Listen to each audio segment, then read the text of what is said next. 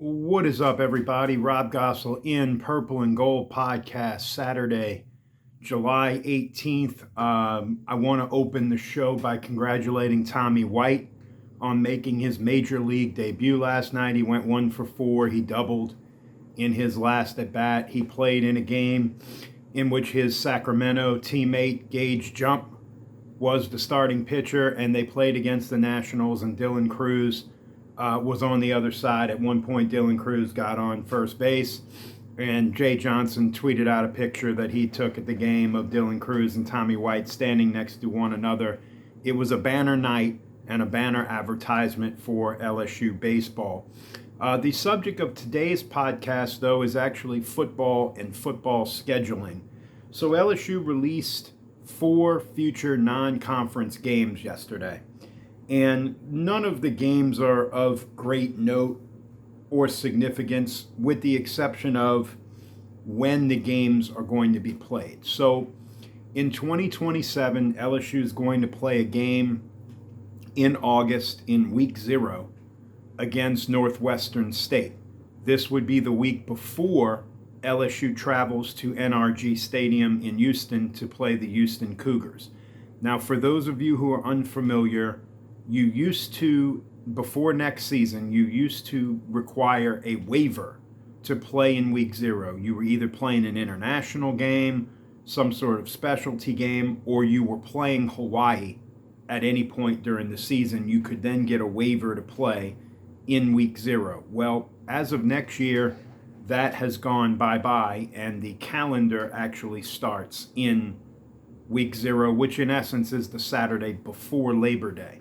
So what this means is college football teams now will have 14 weeks to play 12 games, so you will get a second bye. In 2028, LSU scheduled a week 0 game against ULM, and then a game in what would be week 2, but what would be LSU's third game against Southern.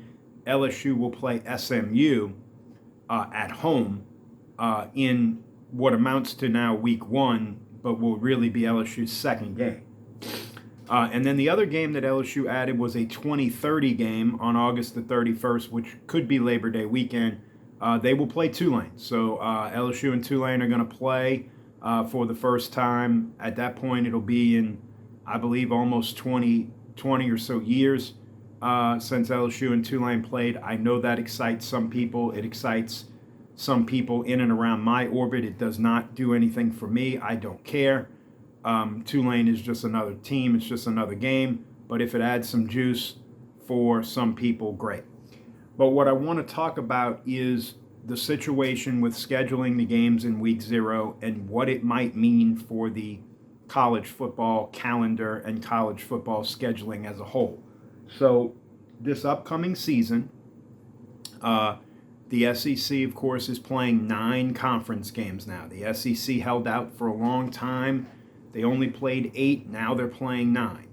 And the way that the SEC mandated you do your schedule was you would play 9 conference games, 1 game against another Power 4 opponent, and then 2 games at your discretion against non-conference opponents. Well, in adding the 9th conference game, there has been some open question about whether or not the mandate of playing a Power 4 team would go away. Now, Greg Sankey has not stated that that's going away. We don't know that yet. But there would appear to at least be some movement in that direction based on the way LSU is scheduling some of these games. But even if the Power 4 mandate does not go away, what this is showing you is that LSU is preparing to make playoffs. They're preparing to play extra games. That's why they want the second bye. That's why they've gotten out ahead of scheduling these games in what amounts to week 0.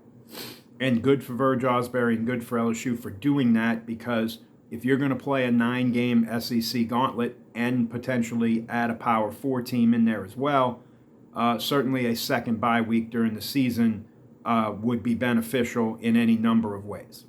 What does this do for the potential changes to the college football calendar? So I'll touch on this briefly. I may touch on this more separately in a more complete fashion in a different episode. But the thought process is that the college football playoff will eventually be a 16-team playoff, not a 12-team playoff. And in order to get the timeline shrunk down a little bit, like this year's championship game is on like January 28th. It's not good. The thought process would be you start the games the week before Labor Day, not the Saturday of Labor Day weekend, the Saturday before that. You end on Thanksgiving weekend, and there's been talk that conference championship games may be eliminated. Now, that may be a little further down the line. I don't want to necessarily get caught up on that. But if conference championship games were eliminated, the idea would be you can play the playoffs throughout the month of December. Both semifinals games would be on New Year's Day. And then that following Monday, not the first Monday of the new year, but the second Monday, usually it would be anywhere between the 5th and the 10th, that would be the Monday night that you would play the championship game.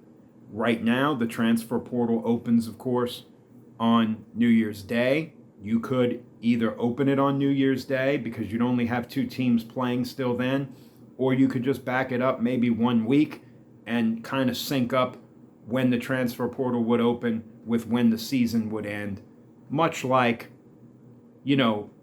a free agency situation. You don't have free agency in a sport while teams are still playing in the playoffs. That takes place during an off season and a scheduled off season. So that is where I think there could be some changes made. There could be some synergy here, and certainly the calendar is one of the things that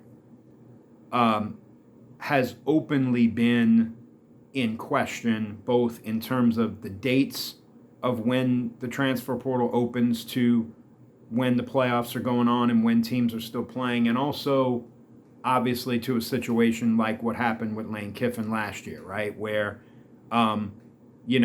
Lane, however you want to say it, bailed on Ole Miss or left Ole Miss or, chose to coach LSU, whatever turn of phrase you want to use.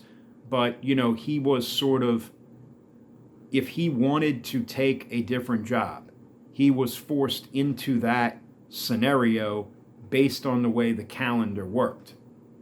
What do I mean by this? Well, if there were no conference championship games and Ole Miss was playing in the playoffs the very next week, and then maybe they were eliminated, maybe LSU waits 1 week, right? Or a particular team waits 1 week for that coach to be eliminated, and then the poaching of that coach could commence.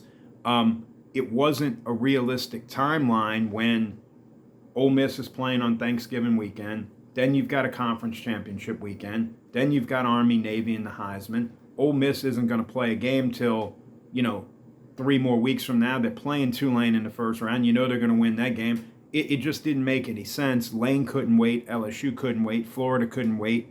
Pick your school, right? Florida had John Sumrall, signed, sealed, and delivered before he coached in the playoff game too. So I think this would go a long way towards helping to fix some of those issues, and it would go a long way towards getting our football calendar in America, I think, synced up the way we would all like it. So, for example, generally Week 18 in the NFL is usually that first weekend, that first Saturday, Sunday in January.